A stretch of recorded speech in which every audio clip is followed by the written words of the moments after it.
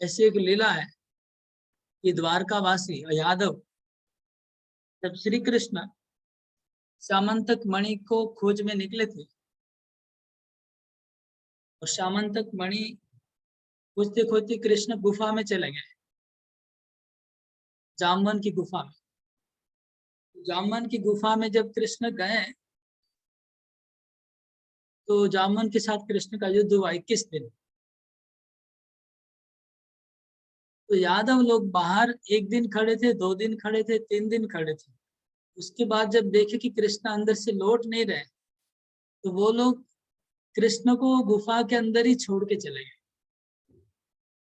और गुफा के ऊपर पत्थर डाल दिया और चले गए वापस द्वारका। ये था उनका प्रेम यादवों का। इसलिए बलराम जी कहते कि ये लोग यादव नहीं है, तुम्हारे बिना जी लेंगे। कृष्ण गुफा में है जामवन की, लड़ाई हो रहा है और ये लोग 2-4 दिन वेट करते हैं, उसके बाद वापस घर चले जाते हैं। तो घर जाके कृष्ण का मृत्यु का अनुष्ठान भी कर लिया।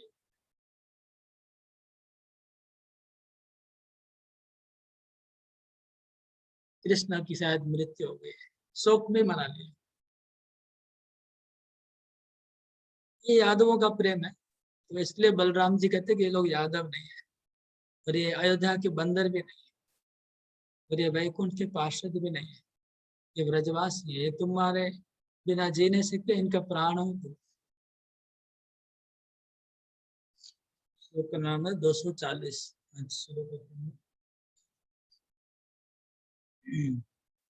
गोप्यो विलापे विविधे रुदन्त्यो मोमुह्यमाना परमार्थगाभ्य पार्श्वे प्रभुगन्तुमैव प्रविष्टा स्तास्तं मृदं शोकविनष्टचित्ता। गोप्यो विलापे विविधे रुदन्त्यो, गोपियां रोने लगी। कैसे रो रही थी? विलाप करते हुए, विविध प्रकार के विलाप करते हुए गोपियां रोने लगी। विलाप मतलब रोने के समय कुछ बोलते हैं, उसको विलाप कहते हैं। रोते रोते जो कुछ बोलते हैं उसको विलाप कहते हैं। तो गोपियां रोने लगी विलाप करते हुए। मोह मोह्यमाना परमार्थ गात्र, बहुत मोहित होने लगी, मोहित हो रही थी, बार बार मूर्छित हो रही थी गोपियां। और सब गोपियां इतनी दुखी हो गई, तो सब गोपियां एक साथ यमुना में कृष्ण के पास जाने के लिए चल पड़ी। किसी का बलराम जी की बात वो रुकी नहीं, बलराम जी से किसी से रुकी नहीं। सब गोपियां एक साथ यमुना में घुसने लगी। क्या हुआ, हमारे कृष्ण कहाँ जाएंगे, कहाँ जाएंगे, क्या हुआ? सब गोपियां यमुना में प्रवेश करने लगी। शोक विनष्ट चित्ता, उनका चित्त, उनका बुद्धि, विवेक काम नहीं कर रहा था, बिल्कुल बुद्धि काम नहीं कर रही थी। सीधा वो यमुना में प्रवेश करने लगी गोपियां। तब क्या हुआ? आवाद विहाय प्रभुवरात्मकौतुकम् निर्गत्य तत्कालीय भोगवन्दना कुतुंग विस्तीर्ण सहस्र तत्फणेषु आरुह्य हस्ताब्दयुगं प्रसारयत् स्वेव नीत्वा युगपन्या निजप्रियास् तागोपिपासत्वमद्यवरु रत्नस्थले पङ्क्तिसमेषु सर्वतः चित्रातिचित्रा भ्रमणाभिराविष्ट भवद्विहाय प्रभुरात्मकौतुकम्। जब गोपियां कृष्ण के विरह में व्याकुल होकर के उनकी चेतना चली जा रही थी, वो लोग यमुना में प्रवेश करना शुरू किया। तो श्री कृष्ण तब उस समय कृष्ण की उन्होंने अपनी लीला को बंद किया। वो कालिया दमन में जो अचेत अवस्था थे वो अचेत अवस्था को कृष्ण ने छोड़ दिया, अपने कौतुक को छोड़ दिया। तावद विहाय प्रभु आत्म कौतुकम, अपने कौतुक को, अपनी लीला को बंद किया और वो कालिया की कुंडली से बाहर निकल आए। बाहर निकल के कालिया के बहुत ऊंचे जो फण थे, वो फण के ऊपर कृष्ण चढ़ गए। कैसी फण थी? सहस्र, हजार फण, हजारों फणों के ऊपर कृष्ण चढ़ गए। चढ़ने के बाद कृष्ण ने अपना हाथ को बढ़ाया, हाथ को बढ़ा के सब गोपियों को यमुना से उठा के सीधा कालिया के फण के ऊपर खींच लिया। भगवान ने अपने हाथों से सब गोपियों को उठा के कालिया के फण के ऊपर बुला लिया, सब बुला के उधर बिठा दिया। बिठाने के बाद जो कालिया के फण थे, एक एक फण एक एक रत्न वेदी बन गई, रत्न वेदी जैसी कालिया के फण हो गए। उसके ऊपर भगवान ने रास आरंभ कर दिया गोपियों के साथ। इतना सबको दुख देने के बाद, विरह में डुबाने के बाद अभी भगवान आनंद की वर्षा बरसा रहे। कालिया के फण के ऊपर श्री कृष्ण ने गोपियों को बुलाया और वहां पर रास नृत्य आरंभ किया।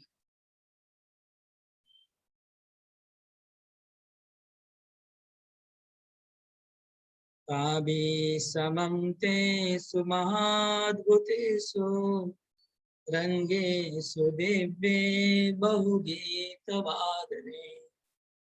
नृत्यं विचित्रं सतु कौतुकार्णवो लेभे सुखं रास विलास संभवम्।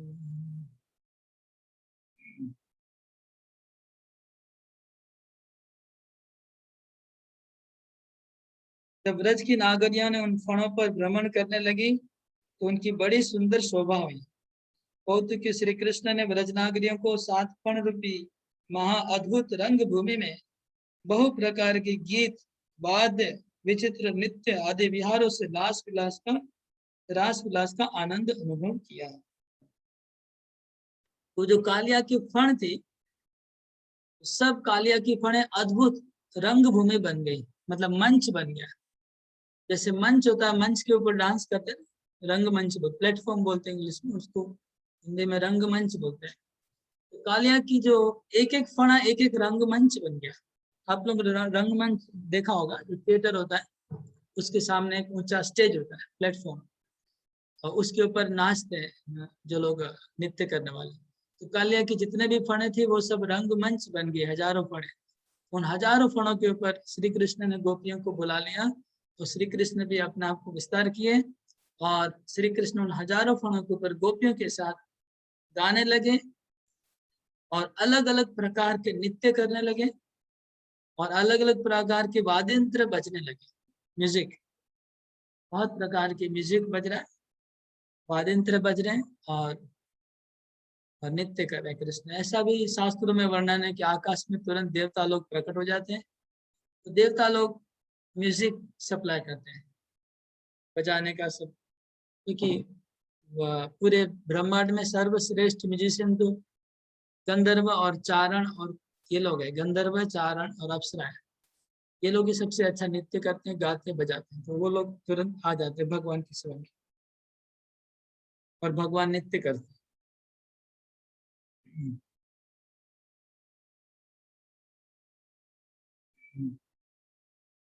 कामेण प्रापितं बोधं वर्तमानेस्तटोपरि कृष्णं नन्दादिभिर्दृष्ट्वा प्राप्तो देर्हर्ष विस्मयो। तो बलराम जी ने तट पर खड़े हुए नंद महाराज आदि को सचेत कराया।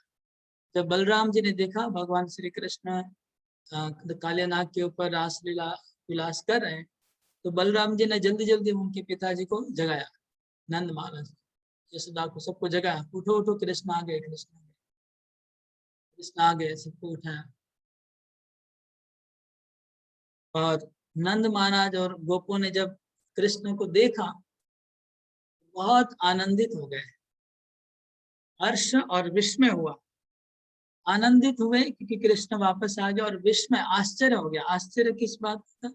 कि कृष्ण ने गोपियों के साथ वहां पर नित्य आरंभ कर दिया था। तो नित्य देख के नंद महाराज बहुत आश्चर्यचकित हो गए। अभी बहुत अद्भुत लीला है, ध्यान से सुनिए क्या हो रहा है। दमयित्वा हि राजन् स्तुवतीनां समाच्युनत् वस्त्राणि नागपत्नीनाम् उत्तरीयाणि सस्मिताम्। भगवान कृष्ण ने कालियानाग को दमन किया, पांव से मार के उसको दमन कर दिया। और सब नाग पत्नियां बाहर आती हैं। कालिया नाग का अंदर में बहुत बड़ा महल है, घर है, मकान है, पानी के अंदर। उसमें सब नाग पत्नियां रहती हैं। तो नाग पत्नियां सब बाहर आती है और वो कृष्ण को स्तुति करती है। नाग पत्नियां स्तुति करती हैं तो भगवान श्री कृष्ण ने नाग पत्नियों का जो ऊपर का उत्तरी था, ऊपर का उत्तरी, वो उत्तरी सबका खींच लिया। इस बार जैसे वस्त्रारोहण लीला में भगवान ने जिस प्रकार किया था वैसा नहीं किया। हाँ, वो तो बस छोटी छोटी गोपियां थी, वो लोग ने वस्त्र पहले ही उतार के रख दिया था बाहर में। तो खाली भगवान ने उसको उठा लिया था, पड़ा था वस्त्र उठा लिया, भगवान ने कुछ नहीं किया। लेकिन यहाँ पर वो लोग ने वस्त्र पहने हुए थे, तो भगवान के ऊपर ऊपर का जो उत्तरी था, ओढ़नी ओढ़नी ओढ़नी सबका भगवान ने खींच लिया। ओढ़नी खींच के क्या किया, उस ओढ़नी को भगवान ने बांध के, सब ओढ़नियों को बांध दिया। भगवान ने नाग पत्नी की ओढ़नियों को बांध के बहुत लंबा रस्सी बना ली। उस नाग पत्नियों की ओढ़नी से रस्सी बनाया,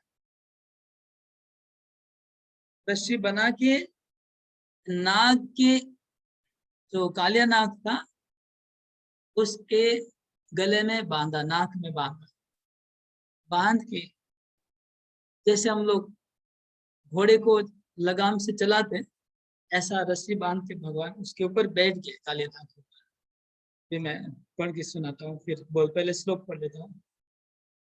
तेरेकं प्रग्रहं दीर्घ विरचयाशनासिकाम् विद्वा प्रवेश्य वामेन पाणिनादात् सकौतुकी।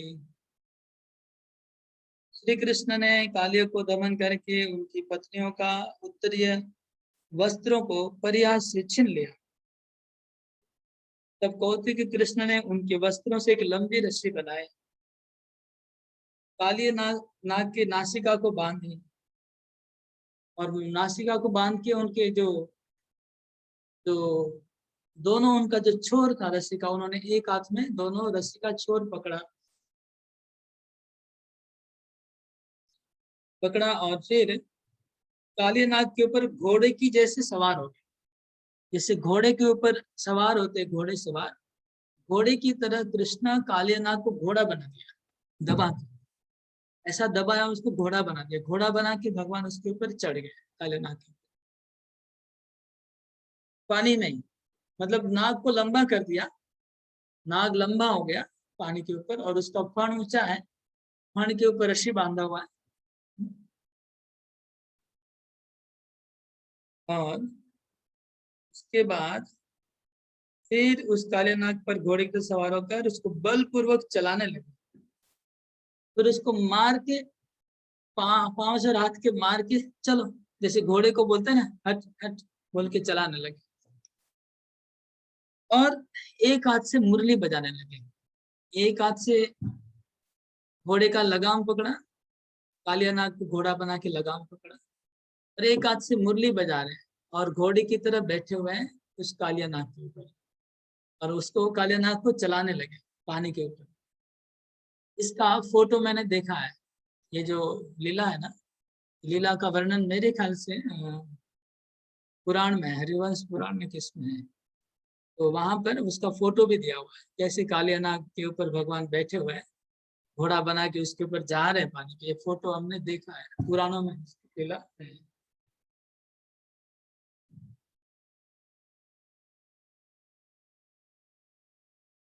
नागमस्वमिवारूढ चोदयामास तं हठात् धृतां दक्षिणस्तेन मुरलीवादयन् मुदा कष एव कदाचित्तं तया सञ्चालयन् बलात् निजवाहनतां निन्ये प्रसादभरमाचरन्।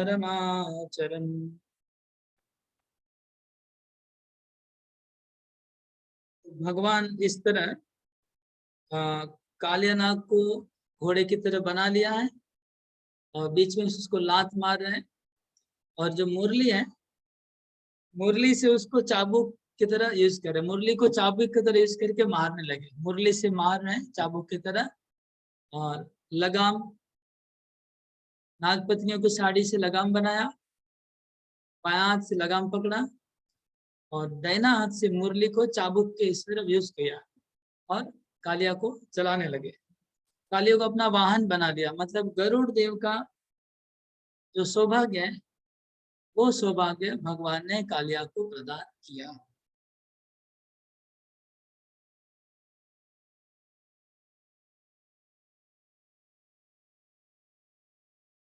ऐसा करते हुए उन्होंने उस कालिया के ऊपर वाहन गरुड़ के समान कृपा की। एक्चुअली गरुड़ से भी ज्यादा कृपा की कृष्ण ने कालिया को।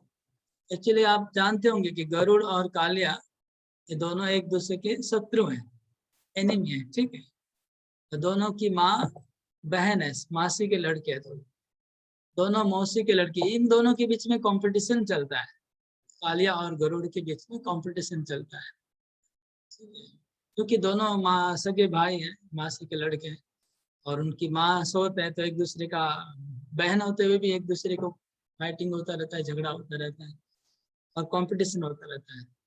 तो गरुड़ देव भगवान की सेवा करते तो कालिया को उनके प्रति ईर्ष्या आती है और वो सोचता है कि मैं भी भगवान का सेवा करूंगा।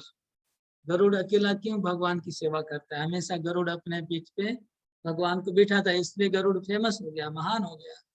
तो मैं पीछे नहीं रहूंगा, मुझे भी कृष्ण को, भगवान को मेरे पीठ पे चढ़ाना है, मैं भी उनकी सेवा करूंगा। ऐसा एक लीला है, हमको भी याद नहीं आ रहा है, पढ़ा है हमने पहले। तो इसलिए कालिया की इच्छा भगवान पूरी करते हैं और उसको भी गरुड़ के जैसा अपना वाहन बनाते हैं। और एक्चुअली ये गरुड़ से श्रेष्ठ बना, क्योंकि गरुड़ तो केवल कृष्ण को कैरी करते हैं, यहाँ कालिया भगवान कृष्ण को, और साथ में गोपियां भी हैं, ज्यादा ज्यादा गोपियां, कृष्ण उनके ऊपर बैठे कालिया के ऊपर और ज्यादा कृपा हुआ कालिया।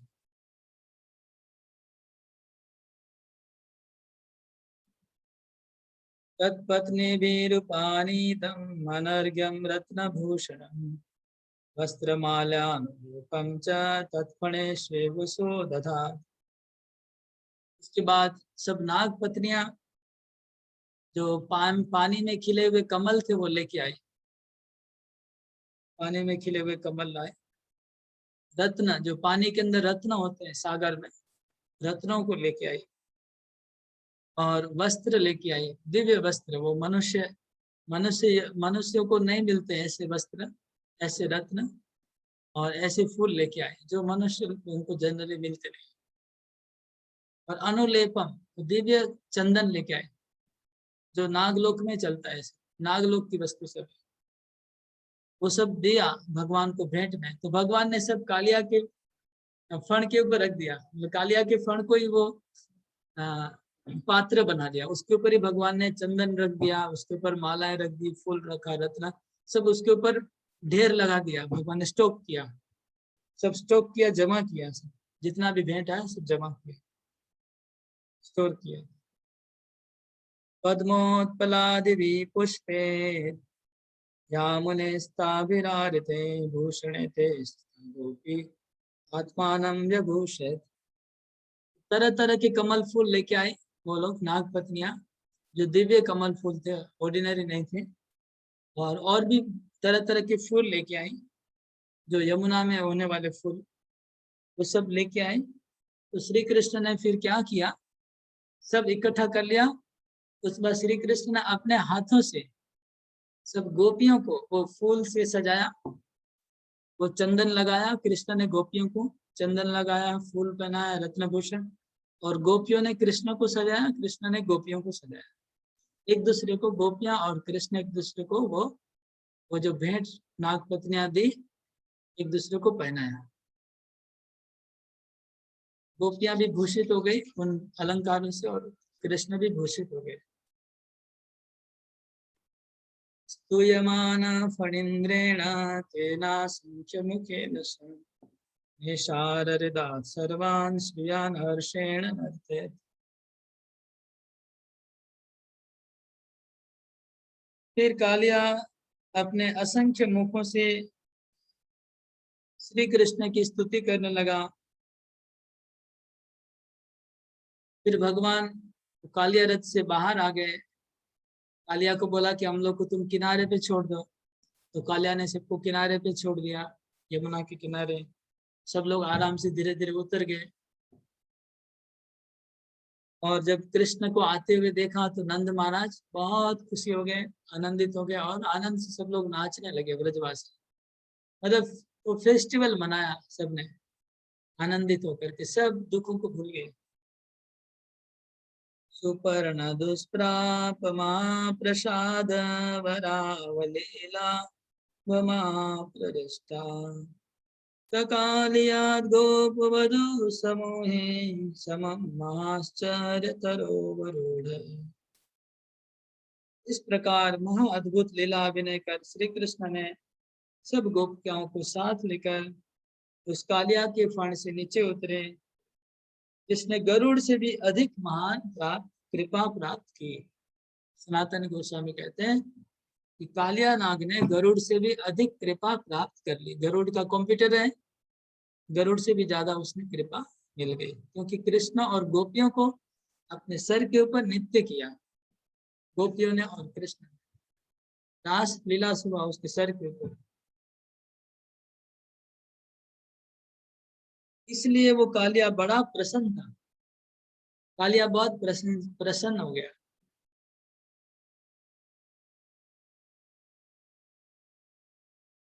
निराजनालिंगन राजिका परे नंदाभिरस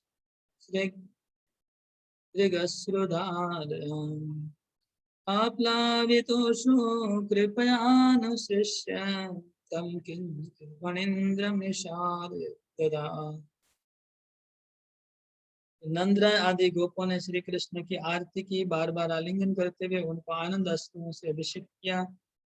फिर कालिया को कुछ उपदेश देकर श्री कृष्ण ने उस हृदय से बाहर निकाल दिया। इसके बाद गोपियों द्वारा आयोजित उस मनोहर वाद्य नृत्य गीत आदि रूप महोत्सव से आनंदित होकर श्री कृष्ण ने व्रज में प्रवेश किया।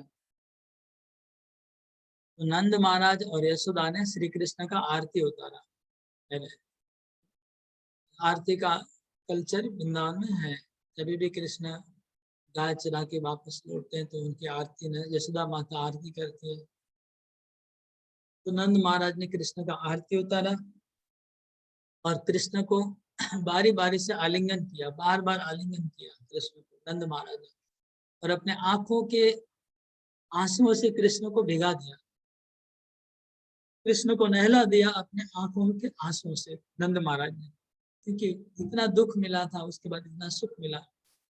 आनंद से और प्रेम के अश्रु से उनको भिगा दिया नंद महाराज कृष्ण।